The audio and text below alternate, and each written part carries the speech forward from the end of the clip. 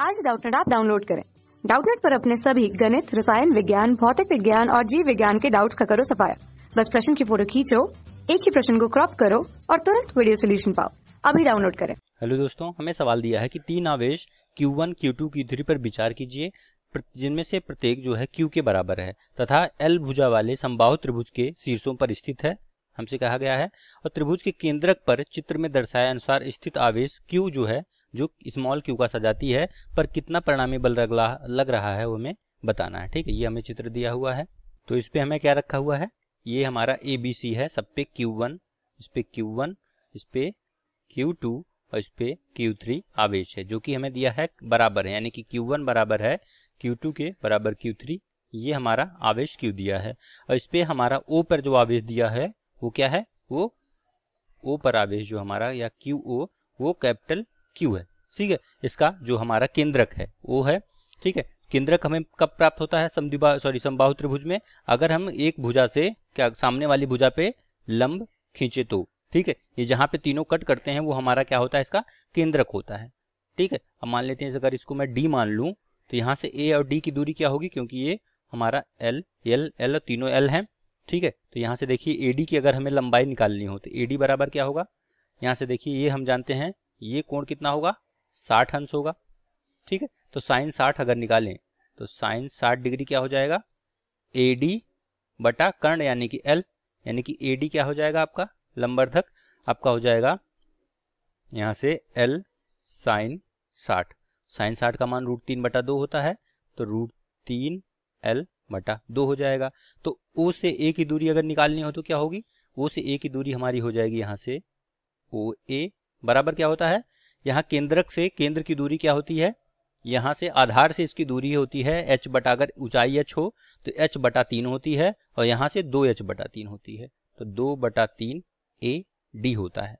ठीक है, तो यहाँ से हो जाएगा 2/3 AD का हो जाएगा √3 L बटा 2, 2 से 2 काट दीजिए, ये हो जाएगा √3 L बटा 3। इसका परिमेयकरण करके हर का आप इसको लिख सकते हैं, √3 से ऊपर नीचे गुणा करेंगे तो L बटा √3 आ जाएगा। ये मिल गया हमें OA का मान। ठीक है, अब हमें कह रहा है कि इस पे बल हमें दिखाया भी गया है। ठीक है, बल का मान। ठीक है, और बल कैसे होगा, क्योंकि हम जानते हैं कि बल का सूत्र क्या होता है। ठीक है, किसी आवेश के कारण, दो आवेश के कारण, अगर मान लीजिए हमारा इस पे एक आवेश Q है और ये कैपिटल Q है, इन दोनों की दूरी मान लेते हैं अगर ये R है, ठीक है, जो कि OA के बराबर होगा, ये क्या होगा, यहाँ से हमारा अगर बल निकालें तो बल बराबर हम जानते हैं सूत्र होता है 1/4 पाई एप्सिलॉन 0 Q1 Q2 बटा R²। ठीक है, दो आवेशों के कारण, जहां Q1 Q2 दो आवेश हैं और R उनके बीच की दूरी है।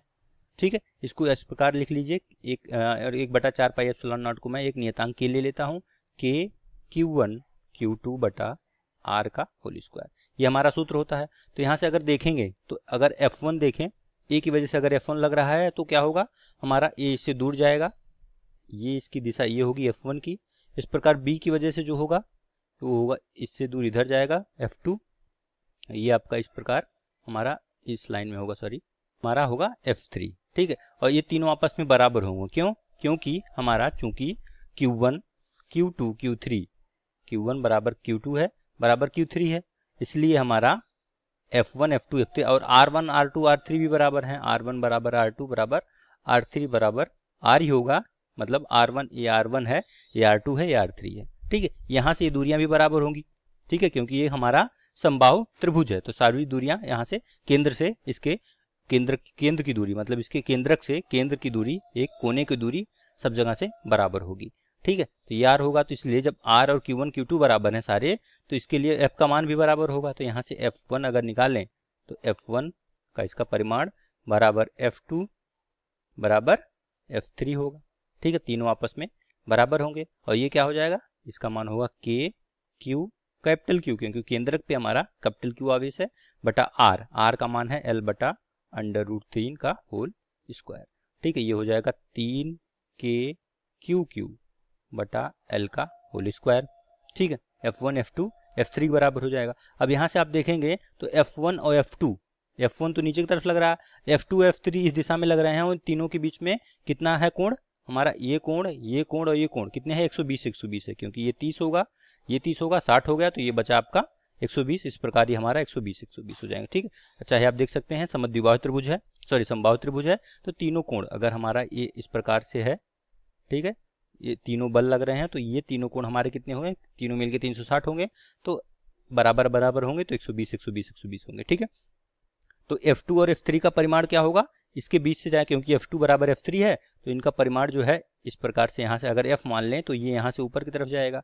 ठीक है, तो F का मान निकालें, तो F अगर पता चल गया तो F1 और F की दिशा विपरीत दिशा में है, इनका परिमाण निकाल के हम लोग पूरा ओ पर जो परिमाण निकल रहा है बल का वो निकाल सकते हैं। ठीक है, तो सबसे पहले हम लोग क्या करते हैं, F2 और F3 का परिमाण निकालते हैं। ठीक है, कि परिणामी बल क्या होगा।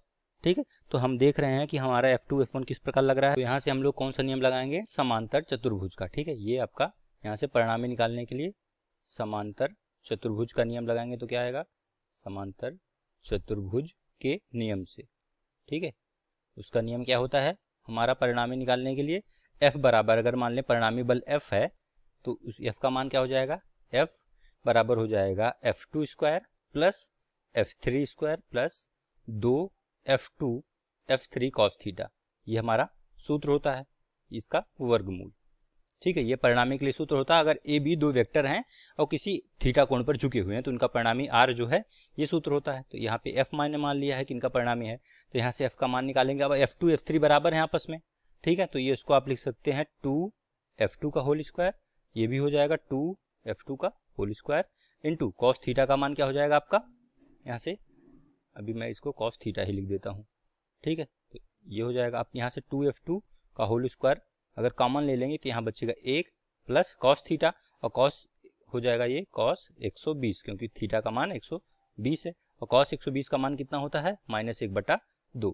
ठीक है, तो ये हो जाएगा 2F2 स्क्वायर 1 -1/2, इसका वर्गमूल 1 -1/2 1/2 आएगा, तो 2 गुणे F2 स्क्वायर गुणे 1/2, 2 से 2 कट जाएगा, ये F2 स्क्वायर आ जाएगा, यानी F2 के बराबर आ जाएगा, यानी F बराबर हो जाएगा आपका F2।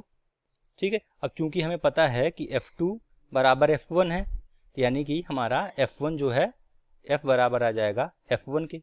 ठीक है, ये दोनों परिमाण में बराबर आ रहे हैं, यहाँ से दिख रहा है कि दोनों के परिमाण बराबर हैं, लेकिन दिशाएं हम देख रहे हैं क्या होंगे, अलग अलग हैं। इनकी दिशा उसकी दिशा क्या है, दोनों विपरीत दिशा, परिमाण में बराबर है, विपरीत दिशा है, मतलब कि ये दोनों एक दूसरे को क्या करेंगे, निरस्त कर देंगे। तो यहाँ से O पर हमारा, ठीक है, इसलिए क्या हो जाएगा, FO पर परिणामी बल जो हो जाएगा वो 0 आ जाएगा। ठीक है, ये हमसे पूछ रहा था, तो O पर परिणामी बल का मान 0 होगा, ये आपका उत्तर हो जाएगा आंसर। क्यों, चूंकि F व F1 ठीक है क्या है, विपरीत दिशाओं में है। ठीक है, विपरीत दिशा में तथा बराबर परिमाण के हैं। ठीक है, बराबर परिमाण के हैं। ठीक है, विपरीत दिशाओं में है तो दोनों एक दूसरे के परिमाण के हैं, तो दोनों क्या करेंगे, एक दूसरे को निरस्त कर देंगे। ठीक है, ये आपका उत्तर हो जाएगा। Thank you. कक्षा 6 से 12वीं से लेकर नीट, IIT, JEE वो एडवांस के लेवल तक 1 करोड़ से ज्यादा छात्रों का भरोसा। आज ही डाउनलोड करें डाउटनेट ऐप या व्हाट्सएप करें अपने सारे डाउट्स 8400 400 400 पर।